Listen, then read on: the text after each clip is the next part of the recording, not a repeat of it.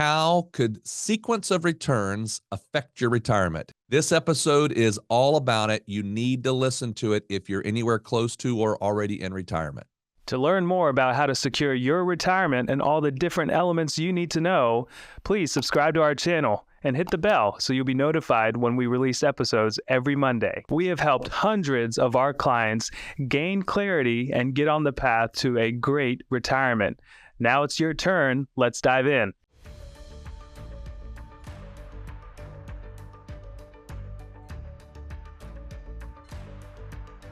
Welcome, everyone, to Secure Your Retirement Podcast. Today, we have a topic that is a very big topic. It could make a lot of difference in how our money lasts in retirement. And it's really all around this idea of what we are calling sequence of returns. Now, we're going to define that, really help you think that through.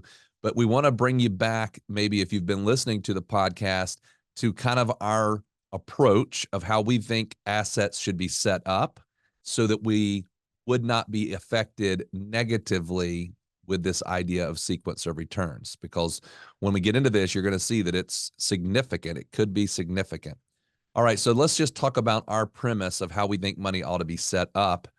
And it's simplistic in its approach. It's not complicated. But the idea of what Merce and I in our firm, what we really teach our clients is that if you think about setting your money up into three bucket types.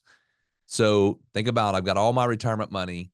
It could be money that's in a brokerage account. It could be money in the bank. It could be money in my retirement, 401k plans, IRAs, Roths. None of that matters about that part of the classification in this part of the conversation. But what we're going to say is that if we have these three buckets, bucket A, bucket one, would be cash in the bank. That's easy to get to. Kind of think about it like emergency money.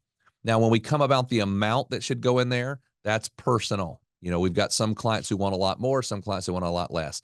That has really nothing to do with our overall process of how we're going to deal with the retirement, other than really just it makes me feel good. Maybe I'm going to make a purchase. I know I'm getting a car. I know I'm going to do something at the house. And so I want to have cash over there to do that. The next two buckets are very key. Bucket number two is what we call our income and safety bucket.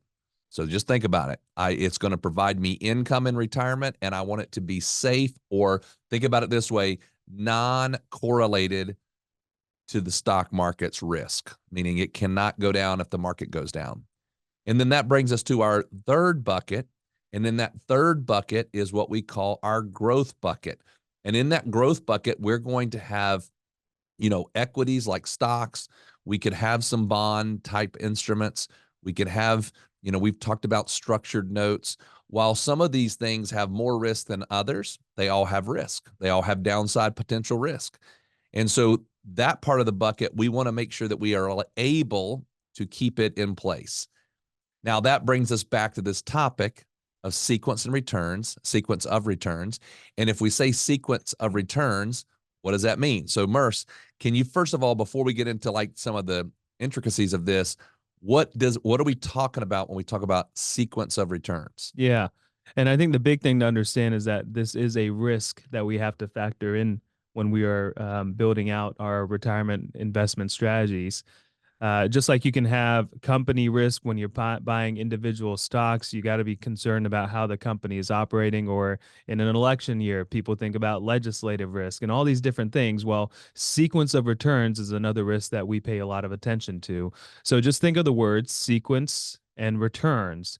What that means is over years, right? You talk about how, and when you're talking to your friends, or I don't know if you talk to your friends about your returns, but a lot of times we think of returns in calendar year cycles. How much do we make or lose in 23 or in 22 in the calendar year? Well, if you take those numbers and you put them in a chart, well, now you've got a sequence of your returns, right? You could, if you pull all of your numbers from say 2020 to 2023, just, and look at those returns. Maybe one year you were positive, another year you were negative, another year you were positive. That is a sequence, a number coming in. Maybe it was you made 10, you made 5, you lost 10, you lost 3. Those are sequences. And the risk that comes in, or why it's a risk, is because the sequence in which we get those returns. When did we get the positives? When did we get the negatives? Particularly when we are close to retirement or already retired, is going to have a significant impact on our withdrawal strategy and ultimately our peace of mind. A lot of times, when you're working and you're on the younger side, we always talk about, I've got a lot of time on my hands and I can recover and I'm still earning and I'm still saving. And that's a true story. A lot of you have probably experienced a 2008 or 2001 cycle where you were invested in the markets, but you're also working. And so while the markets did crumble, somewhere in the realm of 30 to 50% is what you may have experienced in those tougher years. It hurt everyone, but the people that were working and had another 10, 15, 20 years to contribute to their plans and recover from those losses, they didn't feel it as badly. But as you approach retirement and you've only got a couple years ahead of you of earnings, or you are retired and you're actually drawing on your assets, the sequence of how your money makes money or loses money is going to impact your plan significantly. So for example, one of the I would say the most ideal situation walking into retirement is that you walk right into a nice little bull market, right? There's volatility along the way probably, but yeah, you've got years like we've had here in the recent years. 2023 was a fantastic market year.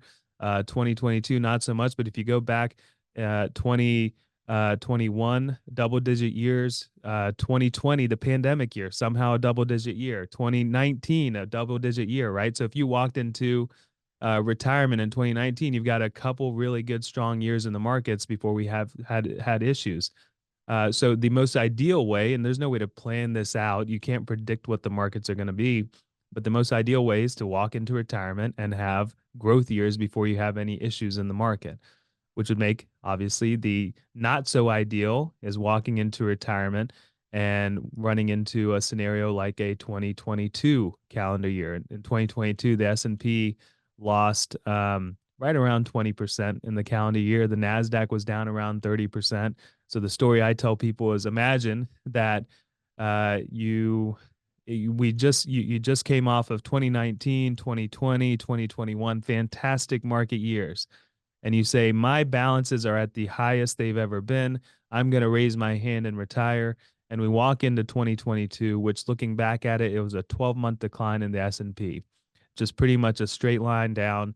But you're now retired and you only maybe have Social Security coming in, but you need to draw on your assets to get your cash flow. And maybe you're drawing $2 or $3 or $5,000 a month as your balances are dropping every single month on the month. That's where we start to see a snowballing issue on our balances, and it makes it very difficult to recover. We're not saving into this bucket anymore. We're actually just drawing on it. We're relying on returns to keep us afloat. So that is the concept of what sequence of returns risk is, and it's something that with the strategy that Radon was talking about, having a safety bucket and having a growth bucket, they both have a purpose as to why we use them. And in conjunction together, we can not completely avoid, but we can dramatically reduce the risk that sequence of returns risk can bring to the table if we don't have a plan in place. Yeah. So I want to just kind of make sure that we're kind of on the same page here. So when Merce talks about walking into retirement, obviously the key there is most times when people think about walking into retirement, they're taking income from an account, meaning they've saved and now they need income. So where this real dilemma comes into play is if I am taking money from the account, meaning if I so let's think about walk into retirement years and the market's down a little bit, but I don't have to take any money out of the account, I can allow it to recover. That's way less impactful than if I'm taking money from the account. We talk a lot about the fact that if you lose money, it takes more money to make it back. So that is without withdrawals, by the way. So if I lose 20%, I've got to make 25% to break even, but that's without withdrawals. So if I'm taking money out of the account, it can really, really make it suffer. So what I want is if I can have that bucket set up so that it does not need to have withdrawals from it. I mean, when I say that's key word there, need to have withdrawals from it, we can then strategically take withdrawals, but we have our income safety bucket set up to feed our income. So if you take most of our clients, They're going to get all the income they need from the income safety bucket. Growth bucket, we're not touching for a while. As the growth bucket grows, then we take money from the growth bucket and we replenish the income bucket. And that's how that works. Over every few years, we can just take money off of the growth bucket, replenish the income bucket. But I think it would be kind of a nice little exercise, Merce, if you could kind of take the person through this idea. You walk into retirement, as you say, and we're going to pretend in this case that you are going to take money from the growth bucket, just so you can see the impact. You don't have an income safety bucket. You just go, I'm putting all my money in growth. That's where I'm going to live. And we're going to look at two scenarios of that and let you understand the impact of those two scenarios. Yeah, so I'm going to try to visually talk you through a chart that I pulled that I think is really makes a really compelling argument on this idea of sequence of returns risk and the risk if you don't have a plan to mitigate that type of risk. And so example one, and in both scenarios, what we're talking about is just $100,000 in an investment account. And in both scenarios, we're having to withdraw out of this investment account $5,000 a year. So not a substantial withdrawal, but $5,000 a year coming out of a $100,000 account. That's about a 5% withdrawal rate. And we're going to assume returns. Now, here's how we're going to assume returns. One side, what I talked about earlier, the ideal is we walk into an up market as we walk into retirement. The other side, we're going to be walking into a down market as we enter into retirement. And here's the key, that when we take the returns over a 15-year period, both sides, the up market return and the down market return, when we add up all the returns that are earned on this $100,000 account, when we add them up and divide it by 15, on both sides, the average is the same. The average is a 4% rate of return. The 4% doesn't really mean too much here, but what I'm trying to illustrate is both sides made the exact same average rate of return, right? So you're saying, well, if they return the same, how could there be an issue here? Well, the issue is when was this sequence of returns? So I'll give you— And key here, there was taking out withdrawals. Taking out withdrawals. Yeah. Yep. So taking out $5,000 a year. So let's go with the more positive one. Let's start with the beginning of an upmarket type of retirement, and the 100,000 grows. It says it earns 8%, and we also take out 5. So now the 100,000 is 3. 100,000 is 103,000 at the end of the day. So some growth minus our withdrawals, we're at 103. Again, it happens and it earns 11%, then it earns 18%, then it earns 14 and 12 and 9 and 11, and eventually it starts to earn some negative numbers as well. So this category where it is front loaded on positive returns at the beginnings of the years, and we're still every single year taking 5,000 a year out of the account. On the flip side, the returns, how we're going to sequence them is, well, what if we walk in and we don't have a positive 8 or positive 11 or 18 or 14? We actually walk in to retirement and we walk into a negative 5%, a negative 6, a negative 15, a negative 8, a negative 4. So we're looking at 5 years of negative returns before we start to get positive returns. And then we get plus 5s, plus 7, 9, 11, 9. So very good returns on the second half of this retirement 15-year look, right? Again, I'll remind you, when we look at the average rate of return in both cases, the average rate of return is exactly the same. The key difference here is, when do we get the good ones and when did we get the bad ones? And so the 100,000, I'll just give you the starting number and the ending number. On the good scenario, walking into retirement, walking into a good up market, we start with 100,000. We're taking out $5,000 a year, and we're also earning some money along the way.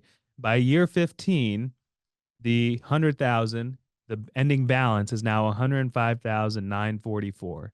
So we've actually grown our balance as we were withdrawing on the money. And so pretty good scenario there. No one's going to be upset with that. I've been able to withdraw what I need. I preserved my capital and actually grew the capital a little bit over 15-year period. The other scenario is we walk into retirement with that down market cycle first before we get the good years. Again, same thing. We're going to start at 100,000. We're taking out 5,000 a year for 15 years. And in this case, where we have the first 5 years of negative returns, we don't have 105,000 left over like we did in the other scenario. We're actually down to $35,889 at the end of year 15.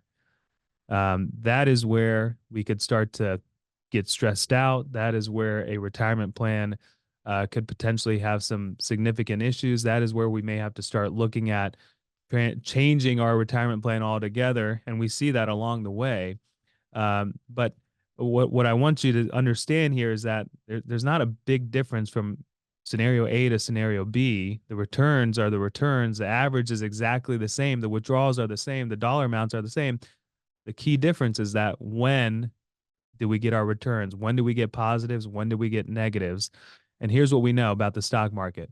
We don't really know when we're going to get them, right? Over time, we know averages are pretty good, but the stock market doesn't care which year you retire in. And so that's why we fully do believe that we need to have a strategy that mitigates this risk, that safety bucket. While it's not going to earn 20% market-like returns, it's going to do a couple things in serving its purpose to provide safety. Also, it's going to earn money, but the big piece here is that it's going to be able to provide us predictability and a way to withdraw on our money where as we're not worried about, hey, what did the stock market do this year? Because I need that return to fund my retirement.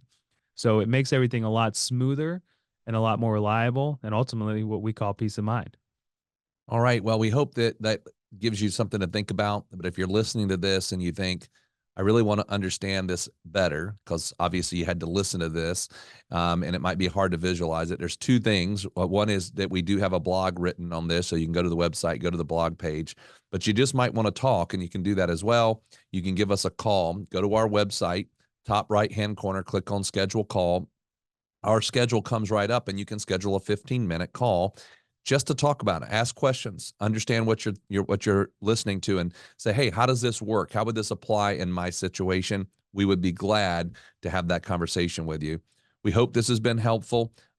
As always, we look forward to talking to you again next Monday. We hope this video has given you some confidence and clarity as you plan for a worry-free life in retirement. But what else do you need? We have created a complimentary video course called 3 Keys to Secure Your Retirement. This video walks you through step by step what you need to do to get ready for retirement.